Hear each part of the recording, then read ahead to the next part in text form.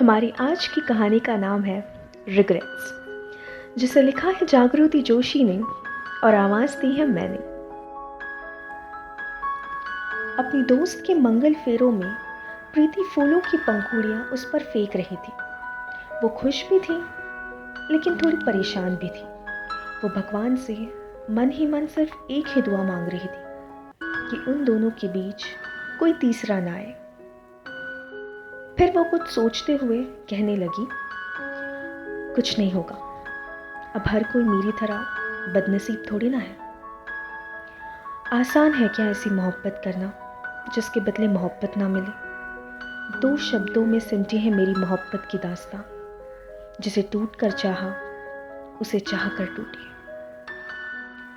वो अपने विचारों में गुम ही थी कि किसी ने पीछे से आकर उसके कंधे पर हाथ रख दिया और उसे उसके नाम से पुकारा। वो चौंक कर पीछे देखती है तो पीछे अविनाश खड़ा था, पूरे 5 साल बाद। वो थोड़ा सा भी नहीं बदला था, बस बालों में थोड़ी सी सफेदी आ गई थी। अविनाश प्रीति को खींच के थोड़ा दूर ले गया और अपने घुटनों के बल बैठ गया। सॉरी यार, मुझे अपनी गलती का एहसास है। क्या तुम मुझे माफ़ करके अपना सकती हो? अविनाश माफ़ी मांगते हुए बोला। प्रीति ने अपना हाथ छुड़ाया और कहा, तुम्हारी बीवी कहाँ है?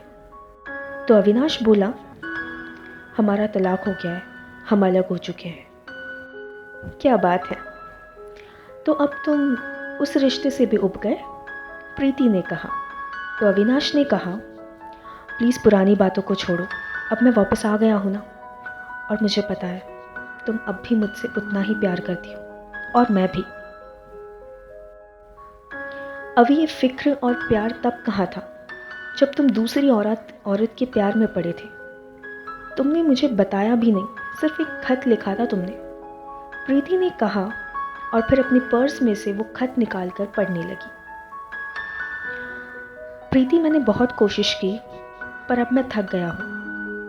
अब हमारा रिश्ता आगे बढ़े उसकी कोई गुंजाइश नहीं है। पूरी उम्र इस तरह नहीं जी सकता। हमारे रिश्ते से उब गया हूँ। मैं जा रहा हूँ छाया के साथ। अपना ख्याल रखना। बस तुमने इतना कहा और भाग गए। एक बार भी नहीं सोचा कि इसके बाद मेरी हालत क्या होगी। पता है तुम्हारे जाने के बाद मेरे साथ क्या हो? तुम्हारे घर वालों ने मेरे साथ क्या किया? तुम्हारे घर वालों ने मुझे निकाल दिया और बड़े आसानी से कह दिया, अगर मेरा बेटा ही नहीं रहा तो किस हक से तुम यहाँ रहोगी? और मैंने शादी इसलिए नहीं की क्योंकि इसकी कोई ज़रूरत नहीं पड़ी। एक बात बताओ, किस रिश्ते में प्रॉब्लम नहीं होती? हर रिलेशनशिप्स आसान नहीं होते। फिर आप उससे ये कहकर भाग जाओ कि आप उब गए हो, ये कहकर पीछा छुड़ाना, क्या ये सही बात है? कई बार ऐसे हालत आते हैं लेकिन दोनों की सोच मिलते हैं नहीं मिलते, ये आपस का मामला होता है। बट इस तरह बात बात पर यूं तंग आकर आप अपने पार्टनर को इस तरह धोखा नहीं दे सकते। तो अविनाश बोला, मुझे एहसास है मैंने क्या खोया है।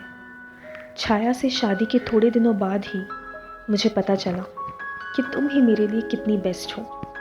छाया और मेरे बीच लड़ाइयाँ होने लगी। मैं थक गया था और वो भी, इसीलिए हमने तलाक ले लिया। लेकिन मुझे यहाँ आने के बाद जब तुम्हारे बारे में पता चला कि तुम अकेली हो तो मैं दौड़कर तुम्हारे पास चला आया। क्यों ना हम इस रिश्ते को एक और मौका दें? चलो हम फिर से एक हो जाए। प्रीति ताली बजाते हुए हंसकर कहने लगी, हर बार तुम थक क्यों जाते हो?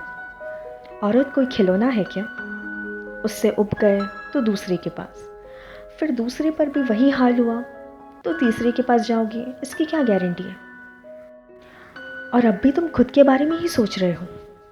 तुम वापस इसलिए आए हो क्योंकि तुम्हें मुझे छोड़ने का रिग्रेट हो रहा है।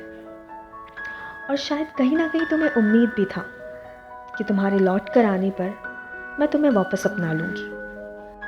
फिर अविनाश उसके हाथों को पकड़कर अपने गाल पर मारने लगा और फिर कहने लगा, तुम चाहो जितनी मर्जी मुझे मार लो, सारी भड़ास निकाल लो, पर प्लीज़ मुझे अपना लो, मैं नहीं रह सकता तुम्हारे बगैर।